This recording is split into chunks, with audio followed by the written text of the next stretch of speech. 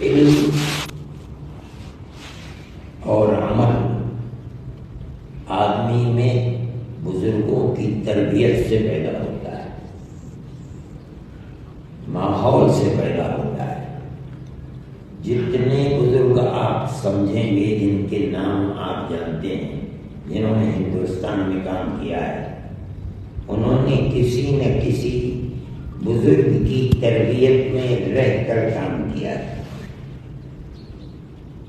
رہ کر کے اللہ نے ان کی زندگی کو بنا دیا۔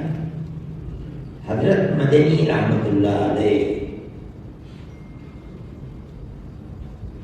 حضرت شیخ الہند رحمت اللہ علیہ کے گھر میں رہے ہیں۔ ان کے گھر کی نالیاں انہوں نے صاف کی ہیں، ان سے علم کو حاصل کیا، تربیت حاصل کی۔ پھر جب طائف سے ان کو گرفتار کیا گیا،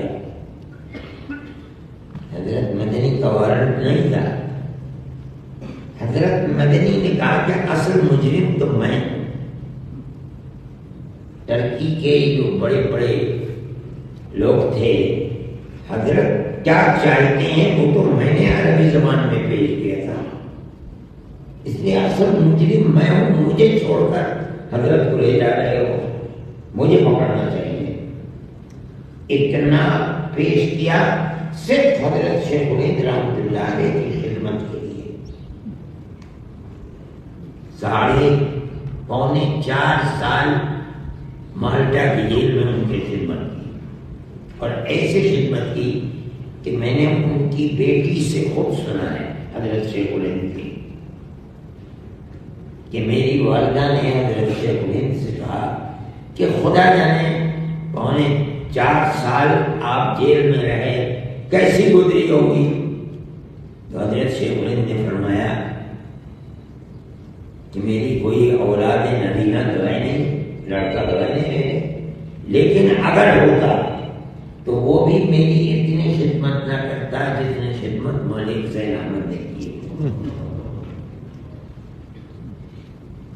اسی سے آدمی بنتا ہے۔ حضرت مدنی رحمت اللہ علیہ نے پڑھا ہے حضرت شیخ الہند سے، تصوف کو سیکھنے کے لیے حضرت شیخ الہند لے گئے اپنے مربی کے پاس، حضرت گنگوئی رحمت اللہ علیہ سے بیعت کرایا۔ حضرت چلے گئے، جو ان سب کے بزرگ ہیں، شیخ حاجی امداد بلّہ صاحب، فرمایا ان سے جا کر کے مکہ معظمہ میں ذکر سیکھنا۔ انہوں نے وہاں ذکر کی تلقین کی۔ حضرت رحمت اللہ علیہ کو تربیت حضرت حاجی صاحب سے ملی، حضرت شیخ الہند سے ملی، حضرت گنگوئی سے اجازت ملی، مولانا خلیل احمد صاحب سے مدینہ منورہ میں رہتے ہوئے تربیت ملی۔ ان 4 بزرگوں کی تربیت نے ان کو شیخ الاسلام بنایا، اور ان کی زندگی دنیا کی زندگی نہیں تھی۔ آج کے پیر تو بڑے بڑے دولت مند ہوتے ہیں، ان کی دولت پر تو نہ سیل ٹیکس ہے نہ انکم ٹیکس ہے، لیکن حضرت مدنی کا انتقال ہوا، اتنا بڑا شیخ کہ دنیا کے اندر اس کی شیخ ہونے کا ڈنکا بجتا تھا، اور کوئی ہندوستان میں ایسا آدمی نہیں تھا۔ ان کے انتقال کے بعد میری چھوٹی بہن، اس کی شادی ہوئی، تو اس نے مجھے لا کر 93 روپیے دیے کہ جب ابا جی کا انتقال ہوا، وراثت میں مجھے یہ ملا تھا، وہ پیسے ہیں، میں تو جا رہی ہوں، یہ تم رکھ لو، اس کی حفاظت کرنا۔ میرے پاس آج تک رکھے ہوئے ہو۔ اتنا بڑا شیخ طریقت، اور بالکل خالی ہاتھ دنیا سے آیا۔ یہ ان کا زہد فی دنیا تھا۔ ہم حدیث پڑھاتے ہیں، ابواب زہد آتے ہیں، اللہ کا نبی، ان کے اہل خانہ ازواج مطہرات کا زہد کیسا تھا، ہمیں شرم آتی ہے، اللہ جانتا ہے ہمارے کیا زہد ہے۔ ہم تو دنیا کے اندر رہتے جیسے دنیا کے لوگ رہتے ہیں۔ میری والدہ کہا کرتی تھی کہ میں کبھی کبھی کہتی تھی مجھے پیسے کی ضرورت ہے، دیجیے پہلے، تو بارہا ایسا ہوا کہ حضرت نے فرمایا کہ اگر میں اس وقت مر جاؤں تو مجھے کفن بھی میرے احباب دیں گے، دنیا سے اتنا بھی حصہ میرے پاس نہیں، اور چہرہ غلام کی طرح کھلا ہوا ہوتا ہے۔ یہ حضرت کی زندگی تھی۔ مجھے لوگ کہتے ہیں جانشین جوارے اللہ کے بندو، تم نے شیخ الاسلام کو دیکھا ہی نہیں، تم مجھے جانشین بنا کر در حقیقت شیخ الاسلام کی عظمت کے اوپر دھپا لگاتے۔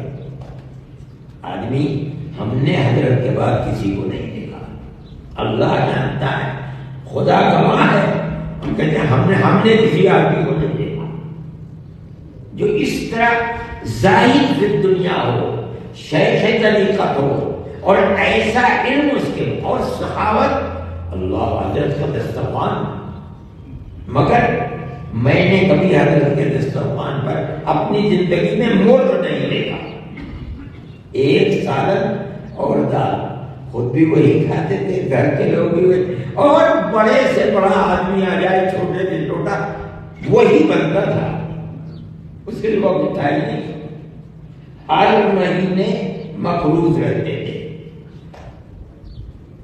یہ حضرت کی زندگی تھی، لیکن دین کے کام کے لیے یہ طے ہو گیا کہ تقسیم ملک ہو گیا، مسلمان بھاگ گیا ہندوستان سے، دلی خالی ہو گیا، پنجاب خالی ہو گیا، یو پی کے اندر سے مسلمان بے شمار چلا گیا۔ اب جو مسلمان ہے اس کے دین کی حفاظت کیسے ہو؟ حضرت رحمت اللہ علیہ نے اپنے سر کے اوپر دیا۔ سن 47 میں ملک آزاد ہوا، سن 57 میں 57 میں حضرت دنیا سے چلے گئے، لیکن جہاں گئے مدرسہ قائم کیا، جہاں پہنچے مدرسہ قائم کیا، ہزاروں مدرسے اس 10 سال کے اندر حضرت نے قائم کر دیا۔ یہ ان لوگوں کی زندگی تھی۔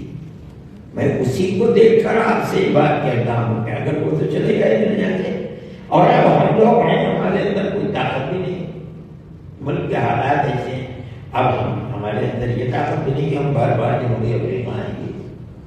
لیکن میں یہ بات کہتا ہوں کہ اپنے اکابر کے سامنے کل قیامت کے دن اگر سرخروئی حاصل کرنا چاہتے ہو تو اس ملک کے اندر مدرسوں کے نظام کو اس طرح قائم کرو، جو مدرسے یہاں چل رہے ہیں وہ تو چل ہی رہے ہیں، آپ ہی کے بچے ہیں، آپ ہی کے مدرسے آپ پڑھا رہے ہیں، وہ مدرسے قائم کرو جن میں 50، 500، 1000 وہ بچے ہوں جن کے اسلام سے آپ کو آپ کی آنے والی نسلوں کو قوت ملے گی۔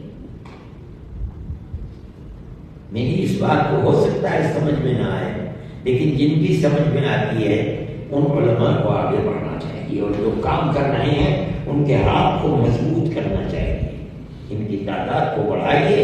میں ابھی نہیں کہتا ہوں، اگر اللہ تعالیٰ آپ کو قوت عطا فرما دے تو کل کو ضروری ہوگا کہ آپ لڑکیوں کے الگ مدرسے، لڑکوں کے لیے الگ مدرسے بنائیں، یہ ضروری ہوگا، ورنہ مستقبل آپ کا خطرے میں پڑ جائے گا۔ آپ کے پاس آنے جس کے سر پر باپ کا سایہ نہیں ہے، وہ یتیم بچہ تو آپ کا بہترین مال ہے، آپ اس کو کھلائیے، اس طرح رکھیے کہ جو اس ٹین کے ٹوٹے پھوٹے مکان سے 1000 گنا بہتر ہوگا، اور آپ اس کی تربیت کیجیے۔ یہ اسلام کی بڑی عظیم خدمت ہوگی، اللہ اس کا بدلہ آپ کو، آپ کی نسلوں کو زمین میں اور اس دنیا کے اندر بھی دے گا، اور کل قیامت کے دن بھی آپ کو اس کا بدلہ ملے گا۔ آپ کو اس کی کوشش کرنی چاہیے۔ ہمارے بزرگوں کے طریقہ کار یہی تھا جو ہم نے ان کو دیکھا ہے. میں اور کیا کہوں گا، بہت لمبی بات ہے. حضرت کی زندگی کو کہاں تک سمجھ آ جائے گا. اللہ اپنے فضل و کرم سے نوازے اور اللہ ان کے مرتبے کو بھی بلند فرمائے. میں ایک بات کہتا ہوں، حضرت رحمۃ اللہ علیہ کے تو گھر والے، ان کے والد جو تھے ان کو مارٹا پکڑ کر کے لے گئے. ان کے والد اور بڑے بھائی کو وہاں کی ٹرکی حکومت نے پکڑ کر ٹرکی بھیج دیا. میرے جو دادا ہیں ان کا انتقال مدینہ منورہ میں نہیں ہوا، حالانکہ وہ ایک حج کرنے کے بعد کبھی حج کے لیے نہیں گئے، مدینہ منورہ میں رہے، اس خطرے سے کہیں میری موت مدینہ منورہ سے باہر نہ آ جائے. لیکن پکڑ کے لے گئے اور وہاں ایک شہر ہے ادرنا، میں گیا وہاں ان کی قبر کی تلاش میں، مگر مجھے بھی نہیں خبر. ان کی موت وہی ہوئی. اس کے بعد پھر بھائی وغیرہ وہاں گورنمنٹ نے ان کو زمین دی تھی کہ یہاں رہو. ان کو وظیفہ دیا جاتا تھا اس زمین کے اندر کھیتی باڑی کرو.